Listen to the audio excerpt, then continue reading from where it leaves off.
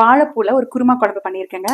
சாதத்துக்கு சேர்த்து சாப்பிடும்போது அவ்வளோ சுவையா. ஒரு கைப்பிடி அளவுக்கு வாழைப்பூ எடுத்து நல்லா கிளீன் பண்ணிட்டு ரெண்டா கட் பண்ணி வச்சுக்கலாம். ஒரு பாத்திரத்துல 2 ஸ்பூன் எண்ணெய் ஊத்தி ஒரு 10 சின்ன வெங்காயம் வதக்கி, நான் எனக்கு குக்கர்ல தான் இந்த குழம்பு தாளிக்க போறேன், அதனால குக்கர்லயே வதக்கிக்கிறேன். இப்ப நான் காமிச்ச அளவுக்கு தேங்காய் துருவலா இருந்தா ஒரு 4 ஸ்பூன் எடுத்துக்கோங்க. 4 கிராம்பு, ஒரு சின்ன துண்டு பட்டை, கசகசா இருந்தா சேர்த்திக்கோங்க. கூட அந்த வதக்கின வெங்காயம் ஆறுனதுக்கு அப்புறமா சேர்த்து நல்லா நைஸா அரைச்சு வச்சுக்கோங்க. அதே குக்கர்ல 2 ஸ்பூன் எண்ணெய் ஊத்தி கடுகு தாளிச்சுட்டு ஒரு 2 பூண்டு இடிச்சு சேர்த்திருக்கேன். கருவேப்பிலை, பூண்டு நீங்க கட் பண்ணி கூட சேர்த்துக்கலாம். வேணும்னா பெரிய வெங்காயம் கூட கட் பண்ணி சேர்த்துக்கோங்க. கூட காயும் சேர்த்து நல்லா வதக்கி விட்டு நம்ம அரைச்சு வச்ச மசாலாவை உள்ள சேர்க்கிறோம். சேர்த்துட்டு ஒரு 3 டம்ளர் அளவுக்கு தண்ணி ஊத்திக்கோங்க. ஏன்னா குழம்பு வெந்து வரும்போது கரெக்டா இருக்கும் கன்சிஸ்டன்சி. மஞ்சத்தூள் கொஞ்சம் சேர்த்திட்டு 3/4 ஸ்பூன் அளவுக்கு உப்பு சேர்க்கிறேன், கல்லுப்பு.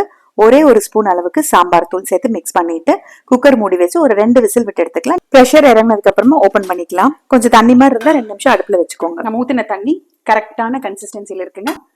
கொத்தமல்லி தழை சேர்த்துக்கலாம்.